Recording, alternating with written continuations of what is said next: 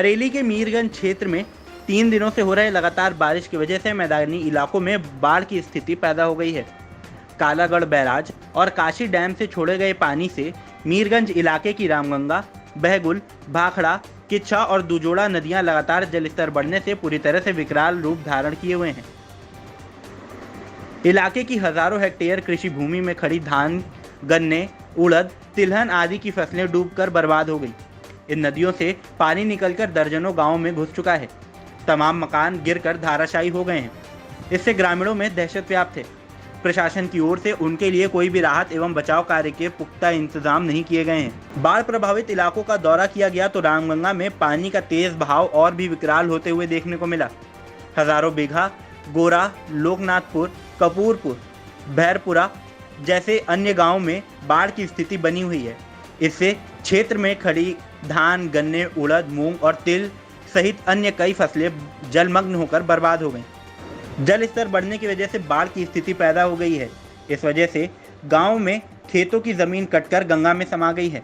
इस वजह से कई किसान परेशान हैं। उनकी फसलें तो बर्बाद हो ही गई हैं, उनकी खेत की जमीन भी अब नदी के बहाव की वजह से कटकर नदी के पानी में जाकर मिल चुकी हैं।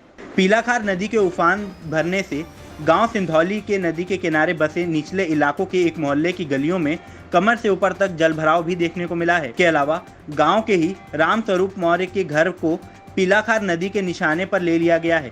मकान कटना भी शुरू हो गया है। गांव करणपुर के परिषदीय प्राथमिक स्कूल में रामगंगा नदी के जलस्तर बढ़ने की वजह से पूरी तरह से जलमग्न हो गया है। इलाके की सड़कें और कई 100 एकड़ भूमि भी पूरी तरह से जलमग्न हो चुकी हैं। बहगुल नदी के उफान से गांव थानपुर में भी बुरी तरह से जलभराव हो गया है। रेलवे पुल और हाईवे 24 पर बने पुल के नीचे तेज बहाव है।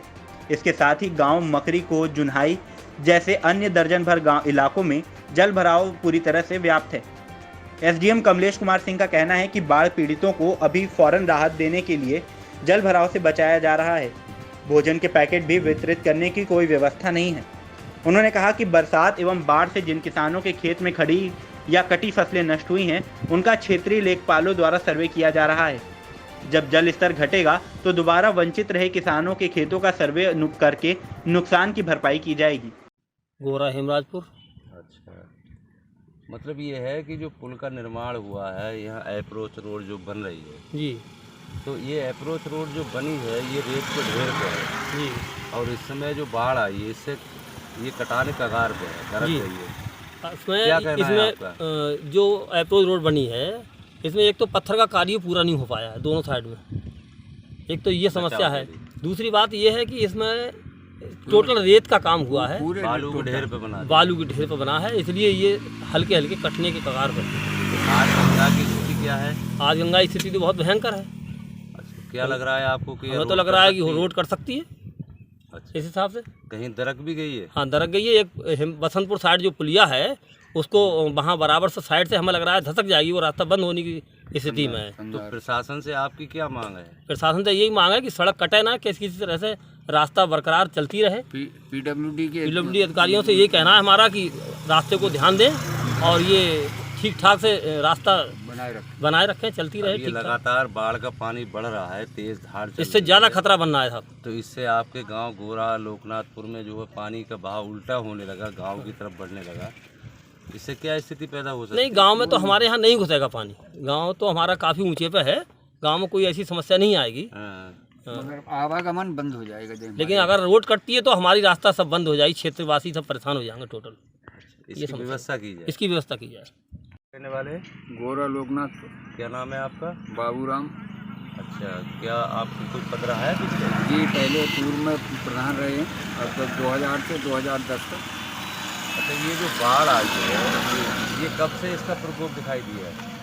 बाढ़ का तो प्रकोप जो है पहले से तो हम लोगों के सामने तो कई बार ऐसी बाढ़ें आई ही, मगर इस समय जो है जो बाढ़ है पहले 2010 में जो आई थी, वो 10 में जबकि हमारे जो पुल का स्टार्टिंग हुई थी 2009 में स्टार्टिंग हुई थी, 10 में बाढ़ आई थी। बाढ़ में आने के बाद हमारे जो है इस पुल का 10-11 गोले बन चुके थे। 10-11 गोले बनने के बाद में जो है फिर इसका काम गंगा डिवाइड हो गई। मगर ऐसी बाढ़ जैसे इस समय जो बाढ़ भयंकर जो बाढ़ है, ऐसी बाढ़ आई। इस समय क्या क्या फसल का नुकसान हुआ है? हमारे यहाँ पर इस समय वर्तमान स्थिति में हमारे यहाँ गोरा लोकनाथपुर में तिल, उड़द और गन्ना, ये तीनों फसलें जो है हमारे यहाँ पर ज़्यादातर नुकसान हुआ है। लगभग कितना हेक्टेयर नुकसान हुआ होगा? लगभग मेरे हिसाब किताब से तो जहाँ तक है कि उड़द की और तिल की, यानी दलहन की और तिलहन की फसल लगभग मेरे यहाँ से 10-12, यानी आप ऐसे मान के चलें 400-500 बीघा ज़मीन जो है मेरे यहाँ पर तिल की फसल जो है नष्ट हो गई, तिल की उड़द की। जी। अच्छा, यहाँ की स्थिति को देख करके आप बताइए, ये पुल का निर्माण किसने किया था? सेतु निगम ने करा था इसका निर्माण। सेतु निगम ने। अच्छा, बाढ़ जब आई है तो क्या बाढ़ खंड से कोई अधिकारी यहाँ पर आए? नहीं, बाढ़ खंड से नहीं आए थे। तहसील प्रशासन ने जो है अलर्ट कर दिया था, कल आए हुए थे एसडीएम साहब, मगर सेतु निगम से कोई नहीं आया, ना बाढ़ विभाग से कोई आया था। अच्छा।